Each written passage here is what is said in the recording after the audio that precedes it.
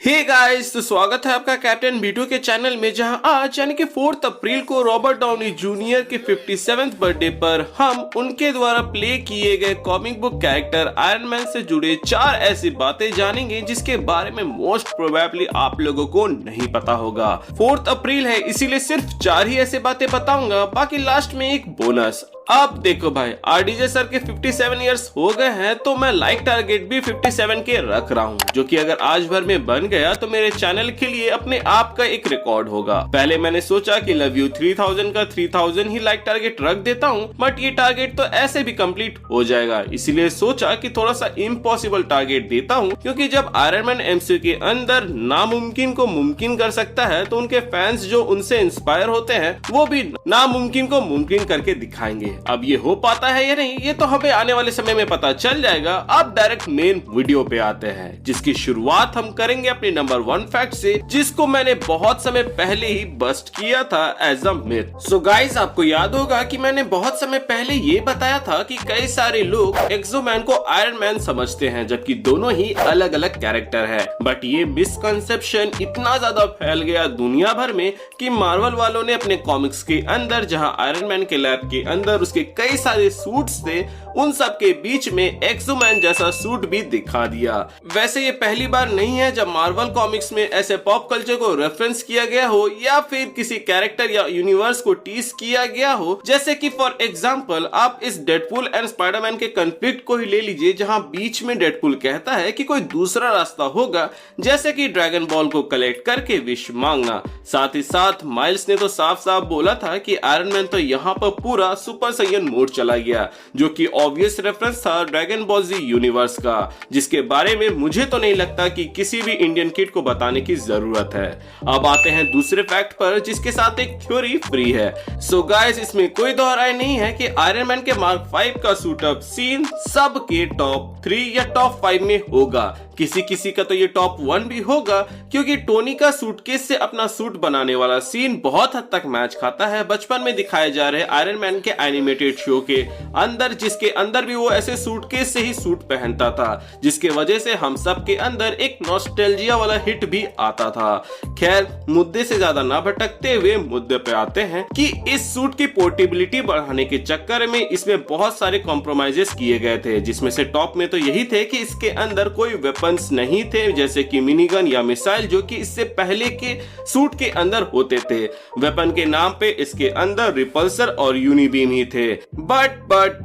एक बात जो कि बहुत कम लोगों को पता है, वो ये है कि मार्क 5 में स्मार्ट टारगेटिंग कंप्यूटर्स थे, जो कि मिसाइल से लिंक थे। अब ये तो स्पेसिफिकली नहीं बताया गया है कि कौन से मिसाइल थे, बट टोनी का सबसे एडवांस मिसाइल को अगर हम कंसीडरेशन में ले, जो कि बहुत दूर से अपने टारगेट को निशाना में लेके उड़ा सकता है, तो इसमें जेरिको मिसाइल का नाम सबसे ऊपर आएगा। बट मे बी दूसरे कोई मिसाइल्स भी हो सकते हैं, जिसके बारे में हमें नहीं बताया गया। अब यहाँ पर तो वो फैक्ट वाला बात खत्म हो जाता है। अब आते हैं थ्योरी वाले पार्ट में। यहाँ पर थ्योरी ये है कि फार फ्रॉम होम के आने से पहले मार्वल की ये बुक छपी थी, जिसके अंदर ये लिखा हुआ था कि मार्क 5 के अंदर स्मार्ट टारगेटिंग कंप्यूटर्स है। तो ऐसा पॉसिबिलिटी हो सकता है कि जिस स्मार्ट टारगेटिंग सिस्टम के बारे में यहाँ पे बात किया जा रहा हो, वो एक्चुअली एडिट की ओर इशारा हो। इवन मिस्टीरियो के लिए जिसने ड्रोन बनाया था, वो डिट्टो ड्रोन हमें एडिट प्रोग्राम के अंदर देखने को मिले थे, विच एम्प्लाइज की एडिट प्रोग्राम के अंदर जो ड्रोन्स थे, उसको शायद तक इसने बनाया हो। तो मे भी ऐसा हो सकता है कि जब वो स्टार्क इंडस्ट्रीज के अंदर काम कर रहा था, तब उसने इन ड्रोन्स को बनाया हो, लेकिन टोनी ने इसको इम्प्रूव और हाई टेक वेपन से लोड कर दिया और फिर अपने प्रोग्राम के अंदर रख लिया, जिसके वजह से इस बंदे की जली बिल्कुल बेक के होलोग्राफिक टेक्नोलॉजी के जैसे, जिसको टोनी ने बार्फ नाम दे दिया था। इसीलिए इन दोनों के बीच में इतनी ज्यादा पटरी खाई और बेक ने उसके ड्रोन्स में अपने टेक को ऐड करके मिस्टीरियो वाला नाटक रचा। यहाँ तक ये बात तो क्लियर हो गई कि ड्रोन्स काफी पहले बने हुए थे, बट आप में से कई लोगों के मन में ये सवाल आएगा कि अगर ड्रोन्स इतने समय से थे, तो उसको एवेंजर्स मूवी या फिर एवेंजर्स एज ऑफ अल्ट्रॉन या फिर किसी भी बड़े थ्रेट के समय में यूज क्यों नहीं किया गया, जिसका जवाब मैंने ऑलरेडी अपने एक वीडियो में दे रखा है। हालांकि उस वीडियो में मैंने सिर्फ ये बताया था कि क्यों टोनी ने एडिट को यूज नहीं किया था एवेंजर्स एंड गेम के अंदर। तो उसमें जो मैंने आंसर दिया था वो आंसर आपके इस सवाल का भी आंसर होगा कि क्यों टोनी ने इतने समय में कभी भी एडिट को यूज नहीं किया। अब बात करते हैं तीसरे फैक्ट की। तो boss Marvel versus Hulk versus Thor की 60th एनिवर्सरी बना रहे हैं, जिसके लिए उन लोगों ने इस साल Hulk versus Thor banner of war के 5 इशू निकालने का फैसला किया है, जिसके अंदर हमें टोनी का सेलेस्टियल हल्क बस्टर आर्मर देखने को मिलेगा। एंड मे बी इसका हाल भी वही हो जो कि कॉमिक्स के अंदर बनाए गए बाकी हल्क बस्टर आर्मर का हुआ था, मतलब कि उसकी भी धज्जियां उड़ेगी। जिनको नहीं मालूम मैं उनको बता दूं कि एमसीयू का आयरन मैन द्वारा बनाया गया हल्क बस्टर आर्मर एक लौता ऐसा हल्क बस्टर आर्मर है जिसने हल्क को हराया है, वरना बाकी हल्क बस्टर आर्मर जो कॉमिक्स या एनिमेटेड शोज में दिखे हैं उन सब को हल्क ने पटक के गंदा धोया हुआ है। अब देखना दिलचस्प होगा कि क्या टोनी का सेलेस्टियल हल्क बस्टर आर्मर अभी तक जो रिकॉर्ड कायम है कॉमिक्स के अंदर उसको कंटिन्यू करेगा या वो इस बार हल्क को हरा के उस रिकॉर्ड को ब्रेक करेगा।